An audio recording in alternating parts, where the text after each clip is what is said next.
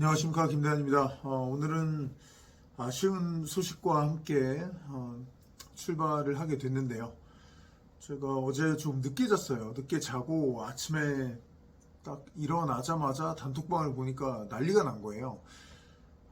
저희 그 UFC 중계하시는 PD님, 뭐 캐스터님, 그리고 저희 해설자들, 또 UFC 코리아 이렇게 같이 모여있는 단톡방이 있는데, 지금 UFC 그 라스베가스 현지에 UFC 코리아의 고준일 대표님이 가 계시거든요. 근데 고준일 대표님이 박준영 선수가 빠졌다고, 메디컬 이슈로 빠졌다고 그러면서 당연히 빠지신 것도, 준영 선수가 빠지신 것도 큰 일이지만 방송국 입장에서는 뭐 이번 준영 선수의 경기가 너무 중요했기 때문에, 그리고 대한민국 선수들이 대거 출전을 하기 때문에 방송 시간 시작이라든지, 그리고 자막, CG 다 되게 큰 일이에요. 전날 이런 일이 벌어졌다는 거는. 그래서 아침에 되게 정신없이 막 소통을 하고, 네, 이렇게 한 다음에 좀 지켜보고 하니까 박준영 선수가 설명하시는 영상을 봤어요. 네, 귀 뒤쪽에 상처가 났던 게 있었는데 거의 나았는데 포도상구균 감염이다. 그래서 결국은 UFC 측의 공식 닥터가 경기 취소를 결정했다라고 설명을 해줬거든요. 여기에 대해서 근데 국내 팬 여러분들께서, 많은 분들은 당연히 아쉽다, 근데 준영 선수 잘못이 아니다, 뭐 안타깝다, 이런 말씀을 해주셨는데, 또 일부 분들께서 이거는 선수가 관리를 못한 게 아니냐, 그리고 체육관에 코리안 탑팀의 위생에 문제가 있는 게 아니냐, 코리안 탑팀의 훈련 시스템이 문제가 있는 게 아니냐, 이런 얘기들을, 선수라든지 팀에 대한 부분을 얘기를 하셔서, 제가 의사는 아니지만, 전문가는 아니지만 여기에 대한 포도상구균에 대한 경험이 있기 때문에 제 경험을 위주로 한번 말씀을 드려볼게요. 살다 보면 어떤 금메달리스트든 아니면 기업인이든 군인이든 의사든 간호사든 직업을 막론하고 돌발 상황이란 건 일어납니다. 우리 인간이 컨트롤하지 못하는, 우리가 예상했던 것 밖의 일들이 일어납니다. 이것들을 어떻게 잘 해결하고 그리고 또 받아들이고 서로 또 이해하고 이러면서 사는 거지. 박준영 선수의 그 포도상구균 감염이란 건, 여러분, 체육관 위생 당연히 깨끗해야 하면 더 좋겠죠. 네. 근데 기본적으로 포도상구균이란 거는 상제균에 속합니다. 상제균이란 건 뭐죠? 그냥 우리 몸에 흔히 그냥 갖고 있는 거예요. 공생하는 거예요. 있는 거예요. 포도상구균이란 거는. 원래 없는데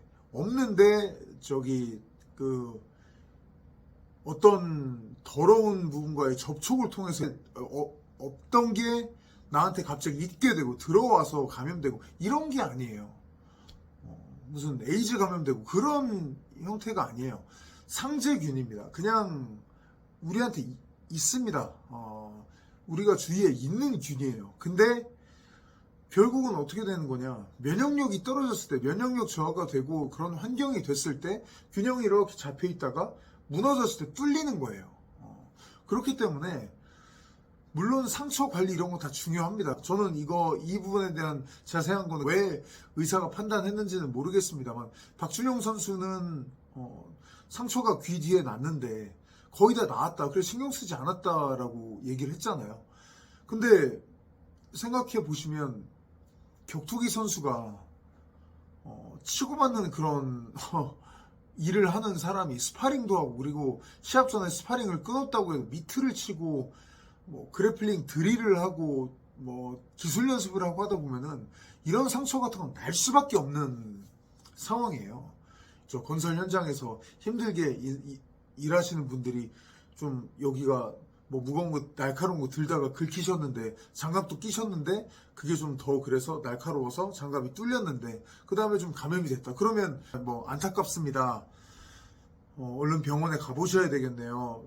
잘 치료하세요라고 하는 거지. 그거 관리 못했네요 라고 하면 안 되는 거잖아요. 우리가 세상을 좀 따뜻하게 같이 살아가려고 하면. 저는 박준영 선수의 그 부상도 그렇게 생각을 해요. 아니, 귀에 상처 좀 난 거 가지고 그거 가지고 경기 빠지려고 하는 사람이 어딨어요. 아마 잊어버렸을걸요. 근데 그거를 메디컬 체크해서 보고서 포도상구균 감염으로 해서 스탑을 시킨 건데, 이거는 뭐 천재지변은 아니지만 박준영 선수와 팀의 컨트롤을 아예 벗어난 일이 벌어진 거죠. 네. 그렇게 좀 받아들여 주시는 게 저는 맞다고 생각을 하고요. 다시 한번 말씀드리지만 포도상구균 감염이란 거는 그냥 면역 체계가 좀 면역력이 떨어지고 했을 때 일어나는 일입니다. 뭐 저희 MMA 선수들이 조금 더 취약할 수는 있어요. 왜냐하면 저희가 운동의 특성상 아무래도 그래플링 파트가 많다 보니까 저희뿐만 아니라 레슬러들 그리고 저 주짓대로들 좀 몸을 많이 비비고 부딪히고 하다 보면 쓸리고 이런 상처들이 나잖아요. 피부가 열리는 상처가 나잖아요. 그때 더 되게 잘 뚫릴 수가 있어요. 감염이 돼가지고. 네. 그래서 상처 관리 같은 게 되게 중요한데, 근데 상처가 난다고 해서 모두 다 감염으로 이어지고 이런 거는 아니거든요. 예를 들어 어떤 병에 걸린 환자의 피를 수혈받으면 그게 병이 없는 거야. 이런 식으로 밖에서 안으로 들어오는 게 아니라는 말씀을 드리고 싶어요. 그냥 뚫렸으면 어떤 사람은 걸릴 수도 있는 거고, 어떤 사람은 그냥 쑥 지나갈 수도 있는 거고, 걸려도 되게 심하게 될 수도 있는 거고, 아니면 조금 앓다가 지나갈 수도 있는 거고, 많이 이건 케바케거든요. 네. 그렇게 이해해 주시면 되겠습니다. 그래서 종합격투기 선수들에게도 흔하지만 사실은 이 포도상구균 감염이란 거는 굉장히 흔한 일이에요. 그 아기를 키워보시는 분들은 아시겠지만 그 아기들이 어렸을 때 많이 걸리는 피부염이나 농가진 같은 것들이 있어요. 뭐 가벼운 피부염이 좀 발전해 농가진 되고 하는데 이거 다 포도상구균에서 시작이 되는 거거든요. 네. 그렇게 생각해 주시면 되겠습니다. 뭐 이게 되게 특별하게 뭐 이상한 게 해서 관리를 잘못했는데 이런 개념은 좀 아니라는 것을 제가 말씀을 드리고 싶고요. 제가 이렇게 조금이나마 포도상구균에 익숙해진 이유는 제가 많이 걸려서예요.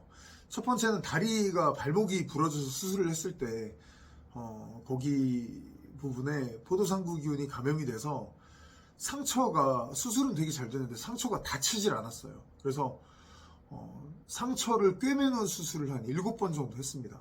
너무 괴로웠어요. 나중에는 포도상구균에 감염된 게 너무 심해서 마취제가 부분 마취제가 들지를 않아서 마취제를 뭐 계속해서 전신 마취를 할 수는 없잖아요. 근데 부분 마취를 하고 꿰매는데 그 꿰매는 통증이 상당 부분은 다 느껴졌어요. 네.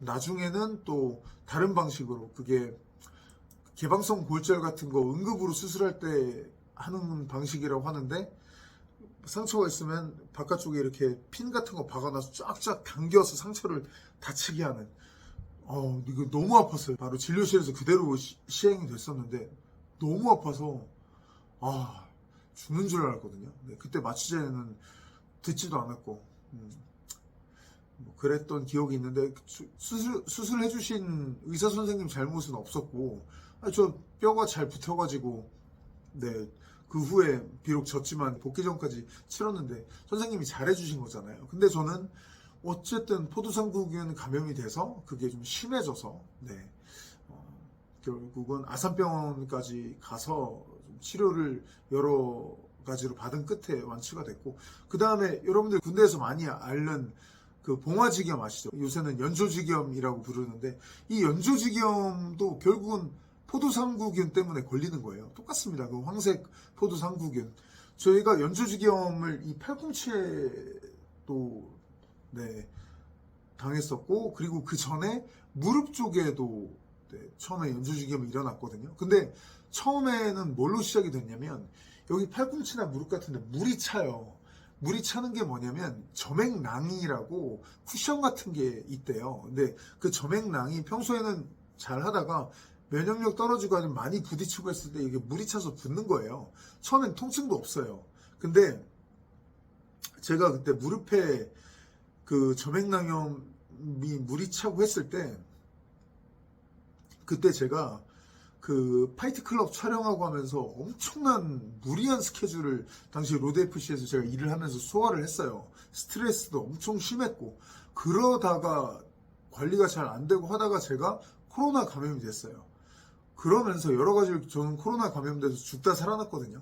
그러다가 코로나 감염된 거를 치료하고 하면서 항생제를 들이부어서 괜찮을 줄 알았더니 이 연조직염이 완치가 안 된 거예요. 점액낭염이 연조직염으로 발전이 되는 게 되게 흔한 케이스인데 그게 제대로 그 치료가 안 됐어요. 그래서 또 그 아산병원의 성형외과를 다녔는데 그 성형외과가 미용 성형 파트가 아니라 당뇨 발 이런 거 봐주시는 교수님한테 다녔었는데 그때 저는 여기 발목 때도 그랬지만 무릎 연조직염 때도 피부 이식 얘기가 나왔어요. 피부 이식을 해야 될 수도 있다. 그 정도로 깊이 파이고 해가지고 굉장히 많이 고생을 했었고 또 그때도 저기 점액낭염에서 출발을 했는데 저 여기 팔꿈치도 그 다음에 점액낭염에서 출발을 해서 이것도 연조직염으로 가서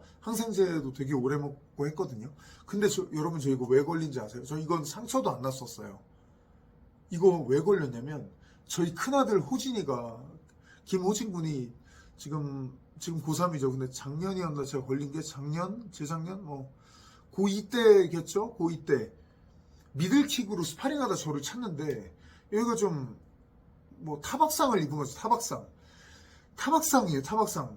상처가 생겨서 밖에서 들어온 것도 아니에요. 타박상 입고 그 다음에 UFC 중계를 했어요. UFC 중계를 했는데 UFC 중계를 하면 팔꿈치를 책상에 이렇게 대고 이렇게 있을 거 아니에요.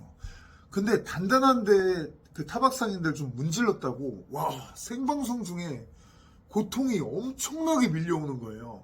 그러니까 몸이 이거는 제가 타박상 입은 전이든 후든 언제든 면역 체계가 망가진 거죠.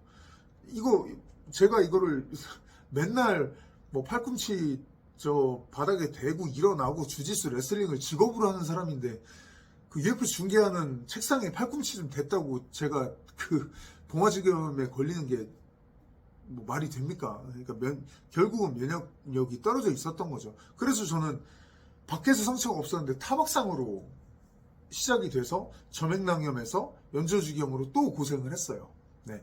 이거 다 지금 말씀드린 제 케이스가 다 포도상구균에서 온 질환들입니다. 근데 그 연조직염 같은 거를 인터넷 찾아보시면 타박상으로 걸리는 경우는 극히 드물다고 나와 있거든요. 찾아보시면 의학 상식 같은데 의학 정보 같은데 나올 거예요. 근데 저도 의사 선생님들한테 들어보니까 저 같은 케이스의 분들은 조심하세요. 저처럼 한번 뚫린 사람들이 되게 잘 뚫린대요. 네. 저처럼 한번 포도상구균 감염돼가지고 이게 면역체계가 한번 뚫린 사람들이 계속 뚫린대요. 그래서 저는 결국은 발목 한번 뚫렸죠. 무릎으로 한번 뚫렸죠. 그러니까 타박상을 입었는데 바로 이게 연조직염까지 가는 특이 케이스까지 또 겪게 된 거예요. 네. 이거 다 포도상구균에서 일어났다는 점 다시 한번 좀 말씀을 드리겠습니다. 그러니까 이게 일단은 박준영 선수도 이번이 몇 번째신지는 모르겠습니다. 아마 본인이 모르고 그냥 막 지나갔을 수도 있어요. 네. 근데 진짜 이거는 앞으로 준영 선수도 조심하셔야 되겠고 지금 영상을 보시는 분들 중에도 비슷한 걸 겪고 계신 분, 겪으신 경험이 있으신 분들 조심하셔야 되겠고 그리고 누구나 이거는 일어날 수 있습니다. 가벼운 피부염 이런 것도 보면은 나중에 가면 원인이 포도상구균인 경우가 있고 그걸 제대로 처치를 안 하면 더 큰 감염으로 이어질 수가 있습니다. 상당히 흔한 질환이라는 거를 꼭 말씀을 드리고 싶습니다. 네. 자, 아무튼 박준영 선수 본인이 너무나 아쉬울 텐데 좀 이왕 이렇게 된 거 빨리 몸 회복 잘 하시고 그래도 맛있는 거 좀 많이 드시고 푹 쉬신 다음에 다음 스케줄을 준비하시면 좋겠고 팬 여러분들께는 물론 제가 지금 드린 말씀이 어느 정도 와 닿으셨는지는 모르겠습니다만 선수나 팀의 잘못으로 돌릴 만한 그런 일이 아니라는 거. 체중 감량 다 해서 개체량도 다 통과하고 그러지 않았습니까? 근데 이게 상처 있던 것 같고 뭐 스탑이 됐는데 어쩌겠습니까? 그거는 저희가 좀 따뜻하게 우리 UFC를 대표하는 대한민국 파이터인 박준영 선수에게 좀 격려를 보내주는 게 응원을 더욱더 보내주는 게 맞지 않나라는 생각을 해봅니다. 네, 감사합니다.